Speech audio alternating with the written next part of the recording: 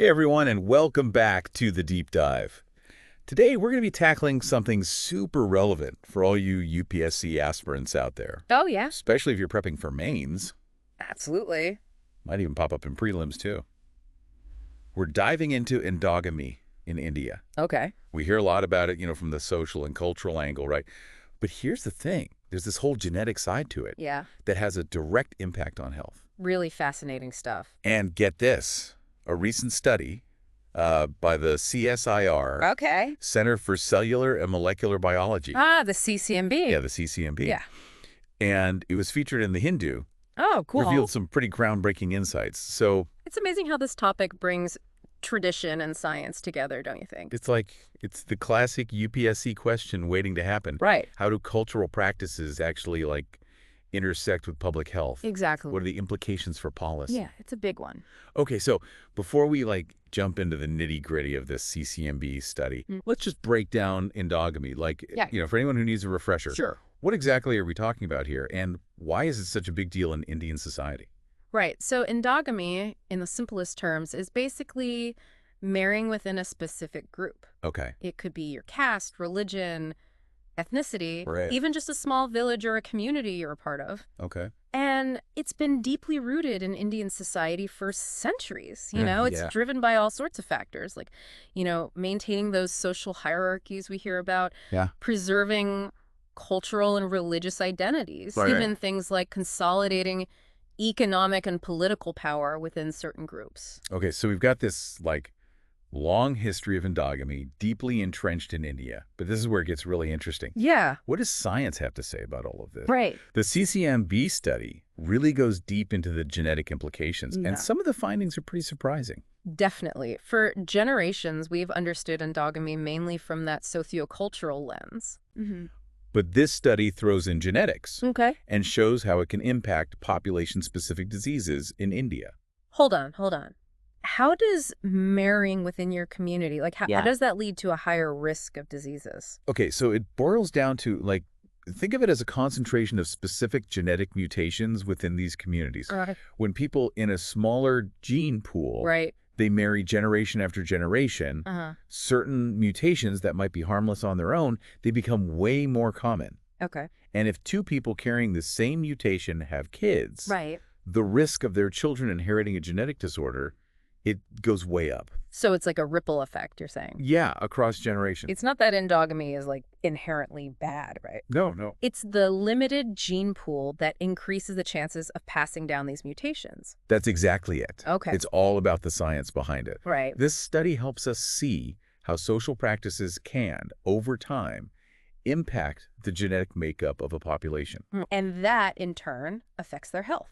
And this is crucial for anyone studying both Okay. public health, social issues, really anything. Yeah. Even just trying to understand India's diverse population. It's all connected. I'm already thinking about, mains is answer writing in a whole new way now. I bet. So what are some specific examples that this CCMB study highlights? One that really stands out is the prevalence of ankylosing spondylitis. It's a type of arthritis among the Reddy community of Andhra Pradesh.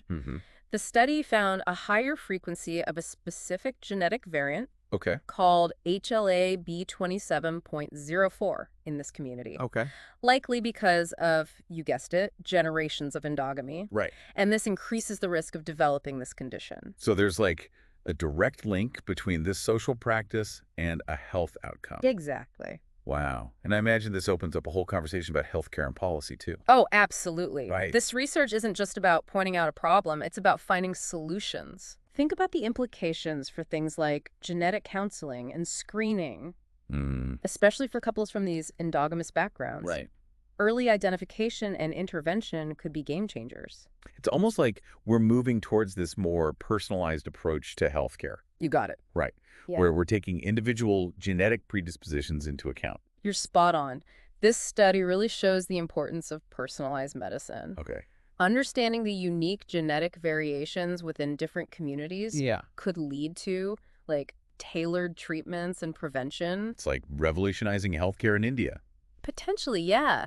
Think about the impact on drug development, disease prevention strategies. Okay, so we're starting to see the bigger picture. Yeah. Endogamy It's this deeply rooted cultural practice, but it has this hidden layer of genetic implications that directly affects public health in India. It's like peeling back the layers of this complex issue. Yeah. And the CCMB study gives us a crucial piece of the puzzle. It's not just traditions and social structures, it's about our genes. Exactly. This is mind-blowing stuff. I bet our UPSC aspirants are taking notes like crazy right now. I hope so.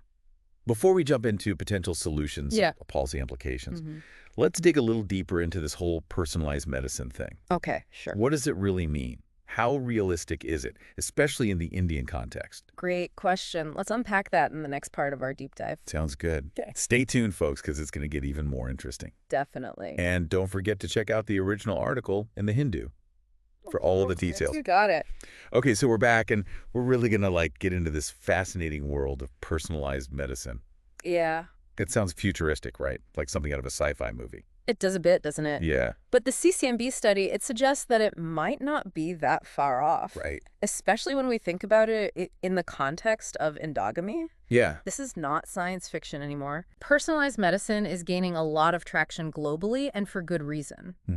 It's about tailoring healthcare, really making it fit the individual's genetic makeup, moving away from that one-size-fits-all approach that we've relied on for so long. So instead of prescribing the same medication and dosage to every single person with the same condition, doctors would consider their genetic profile to figure out the best treatment? Precisely. Okay. And that's where, understanding these variations within populations, especially those practicing endogamy, that becomes crucial. Okay. And the CCMB study, it offers some real-world examples of how this plays out. Take tacrolimus, for instance. Okay. It's a common immunosuppressant used after organ transplants. Right. Tacrolimus, it prevents the body from rejecting the new organ. Exactly. But here's the catch. Yeah. The study found that people from certain communities in India, they metabolize tacrolimus differently because of variations in their genes. They might need a different dosage than someone from a different background to get the same result. So, what works for one person might not work for another. Exactly. Even if they have the same medical condition. Right. Because of their genes. That's the core idea of personalized medicine. Wow. It's not just about whether it works. It's about safety, too. Right. Let's look at warfarin, for example. Thanks. It's a blood thinner prescribed pretty widely. But these genetic variations, they can influence how people respond to it.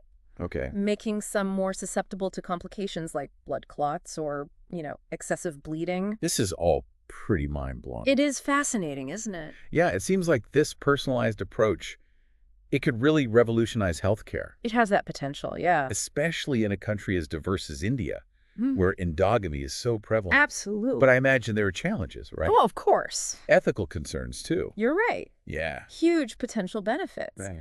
But we have to be cautious. One of the biggest worries is misuse of this genetic information. Right. How do we protect this data? How do we make sure it's used responsibly and ethically? It's like opening Pandora's box. It is a bit, yeah. Right. We get all this knowledge about our genes. Yeah. But then we have to deal with what that means. Definitely. What if it's used to discriminate against certain communities or individuals? Those are very valid concerns, and they have to be addressed. Right. We need strong policies and regulations to prevent discrimination based on someone's genes. Okay. Privacy and data security are paramount. And how do we make sure everyone has access to these advancements? Right. Personalized medicine? I mean, it sounds expensive. It can be, yeah. Yeah. Will it be available to everyone? That's the other crucial piece. Especially in rural or marginalized communities. Absolutely. We can't let personalized medicine make those existing disparities even worse. Right. It should be affordable, accessible for all. It's about bridging the gap, not making it wider. So it's not just about the science. It's about the social and ethical side, too. You got it. This is a really complex challenge. It is. That needs us to think in a holistic way. Absolutely. And for our UPSC aspirants out there, this really highlights how interconnected everything is. We're talking science, technology, healthcare, policy, ethics, social justice. All in one topic. It all comes together. It's a classic example of how things that seem separate actually overlap. They do. And influence each other. That's the real world for you. Yeah. That big picture thinking that the UPSC exams are all about. Exactly. Understanding these complexities, being able to analyze them from different angles, that's crucial for anyone who wants to shape India's future. Okay, so we've explored the science behind endogamy and its genetic implications. Right. We've looked at this exciting world of personalized medicine, but where do we go from here? Yeah. What are the practical solutions? What are the policy recommendations that can address these challenges and harness the potential of all of this? That's the million-dollar question. It is. And we're going to tackle it head on in the last part of our deep dive. Okay. Get ready for some food for thought. Can't wait. And don't forget, folks, we want to hear from you. Yes. What are your thoughts on all of this? Share your comments down below. Let's keep talking about it. Absolutely. And for all you UPSC preppers out there, remember, the more perspectives you can engage with, the better prepared you'll be for those tough questions. Absolutely. Stay tuned for the final part, where we wrap up this deep dive. We'll be right back. All right, we're back for the final part, our deep dive, and we're talking endogamy, genetics, and the future of healthcare in India. Yeah, it's been quite a journey. It has. We've talked about the science, the potential of personalized medicine, but the big question is, like, what do we actually do with all this knowledge? Right, that's the key, isn't it? Especially for our UPSC folks out there. How does this translate into policy, into action? Well, that's where the real work begins, right? Understanding it is one thing, but coming up with solutions, that's a whole other challenge. And that's what policymakers, future administrators, they need to be ready for. Okay, so let's brainstorm here. What are some concrete steps India can take, to deal with the challenges of endogamy, but also use the potential of personalized medicine? I think first and foremost, we need awareness. We have to educate communities about these genetic implications. Right. This isn't about saying endogamy is wrong. It's about giving people the knowledge to make informed choices. About their health, family planning. Exactly. But how do we actually reach these communities? Yeah. Especially in rural areas where information might be hard to come by. That's where a multi-pronged approach is needed. Okay. We've got to use what we have, primary health centers, community outreach programs.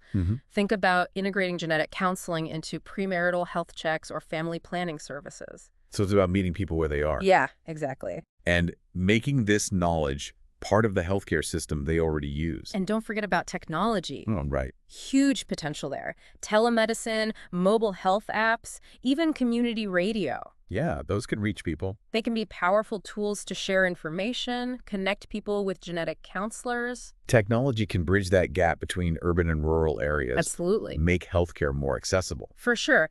And on the policy side, we need to prioritize research and development in personalized medicine, specifically looking at genetic variations in the Indian population. Right, because it's unique. Exactly. This means collaboration, research institutions, pharmaceutical companies, the government, everyone working together. It's about investing in the infrastructure and expertise to tailor healthcare to India's genetic landscape. Spot on. And this brings us to another crucial point. Data privacy. Oh, right. And security. As we gather more genetic information, we need strong regulations, ethical guidelines. To prevent things from going wrong. Exactly. To prevent misuse, discrimination. It's a tough balance, isn't it? It is. It's a tightrope walk. Yeah. We want the benefits of personalized medicine, but we have to protect against the risks. This is where policymakers, future leaders, they have a huge responsibility. Yeah. They have to navigate these complexities, make good decisions, ensure these advancements benefit everyone. It's a call to action for anyone who wants to serve India. Absolutely. To think critically, embrace innovation, but always put people's well-being first. Well said. This deep dive, it's given us a peek into the future of healthcare. Yeah. A future driven by science, but also by responsibility. And for our UPSC aspirants, it's a reminder that the syllabus, it's not just a list of topics. Right. It's a guide to understanding the challenges and opportunities that are coming our way. It's about connecting the dots, seeing the big picture, and using that knowledge to create a healthier, fairer India. So, to sum it all up, endogamy, it's woven into the fabric of Indian society. Yeah. It has its challenges, but also its opportunities. Absolutely. By understanding the genetics, embracing personalized medicine, and keeping ethics at the forefront. Right.